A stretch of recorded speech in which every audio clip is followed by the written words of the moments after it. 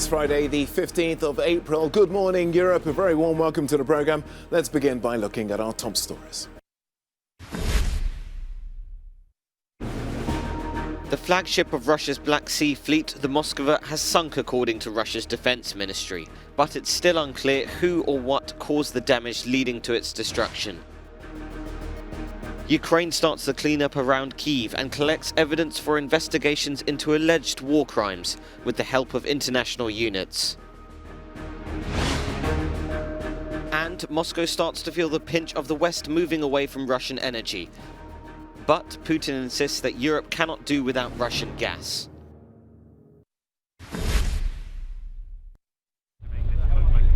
In a blow to the Kremlin's war efforts, the flagship of Russia's Black Sea fleet, Moskva, has sunk.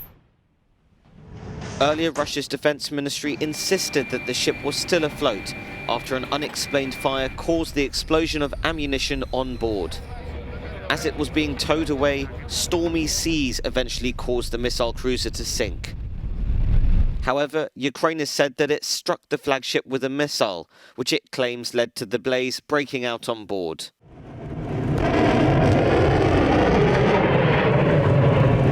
The Moskva is the pride of Russia's naval fleet and has participated in each of the Kremlin's wars this century. The apparent attack represents a symbolic and strategic blow. The vessel had been leading Russia's naval presence in the Black Sea, threatening Ukraine's coast and its key ports. It was driving Moscow's main efforts to cut off Kiev's access to the sea and supporting land forces battling for control of the port of Mariupol. During the war in Syria, Moskva was deployed in the eastern Mediterranean Sea to provide anti-aircraft defense to the Russian base at Hmeimim. Earlier in the conflict, the Moskva gained notoriety after calling for Ukrainian border troops defending Snake Island to surrender. In response, they broadcast a memorably worded message of refusal, which went viral on social media. The Moskva then shelled the island and seized the troops.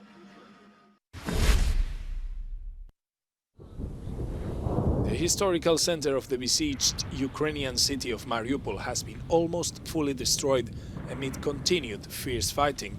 Some citizens still continue to go outside, despite the sound of fighting, to collect branches from trees to use them to cook on open fires. Bodies of killed locals remain in the streets.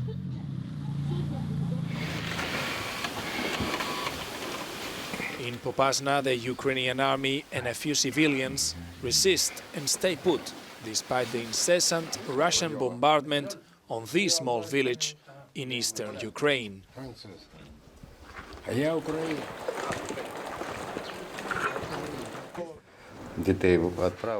I sent my kids away, and my wife and I are staying in the basement. I don't want to leave. Who needs this at my age? People are moving back and forward to Dnipro or somewhere else. It's not the solution. Better to stay in the same place, come what may. There's enough food, so that's it.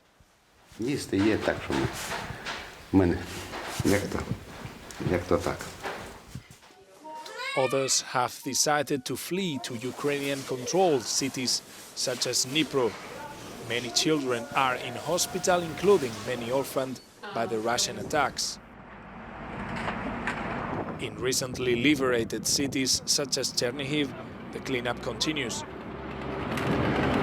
Here, 70% of the infrastructure is in a state of disrepair.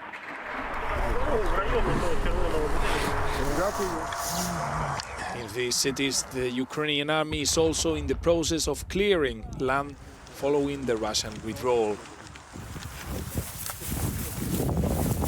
До неї використовується підривач МВЧ-62. Значить, вага вибухової речовини. With the backdrop of bombed-out apartment buildings and rubble in Borodyanka, a town in the Kiev region, dozens of rescue workers work 24 hours a day to clean up what's left of the city. But in addition to the clear-up, they are also collecting evidence for investigations that are already underway. In Borodyanka alone, more than 1,300 explosives have been found. During the bombing of the city, aviation bombs were used, 250 and 500 kilogram ones, the forbidden cluster bombs that covered the area, and those we destroyed at the scene. And Grad rocket launching systems shelled the surrounding settlements. The Ukrainian authorities are now being supported by international units in this investigation. For many, there is no doubt about what has happened and is happening in many cities in the country. Of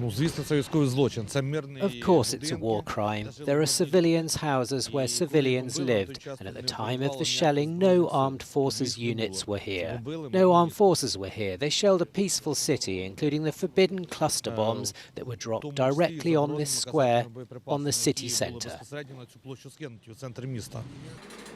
Non-governmental organizations such as Truth Hounds are also working in the field. They don't want to be identified for security reasons, but they explain how they work. We questioned people whose acquaintances were taken prisoner, so-called prisoners who suffered torture and abuse. Also, we have testimonies about the execution of civilians.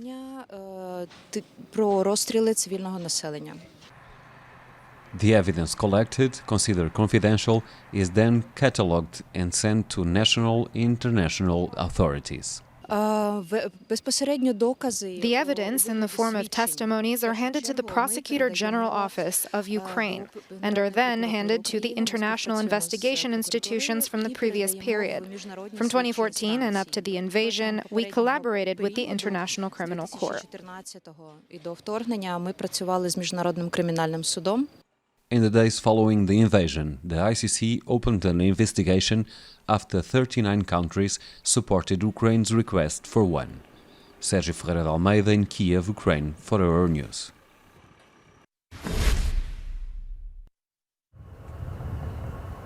Moscow is starting to feel the pinch from Europe's determination to reduce its dependence on Russian energy.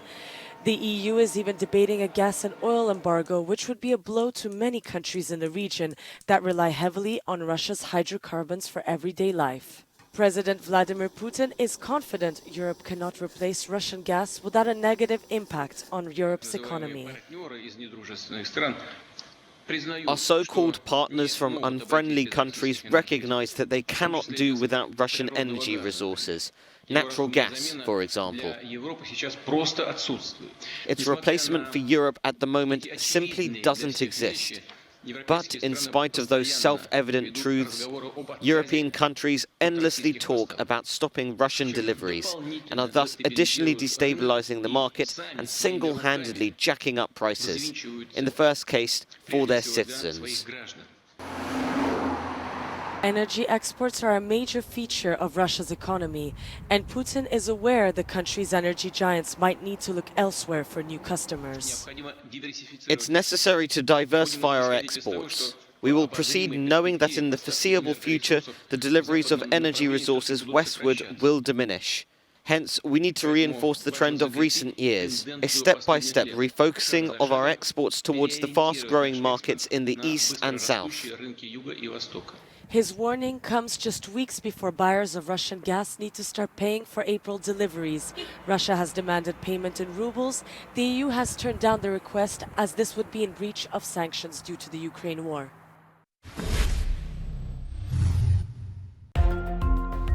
Slovenia has lifted its COVID-19 mask mandate, except in hospitals and care facilities. Though, the country still recommends that people with compromised immune systems wear masks, according to its medical chamber.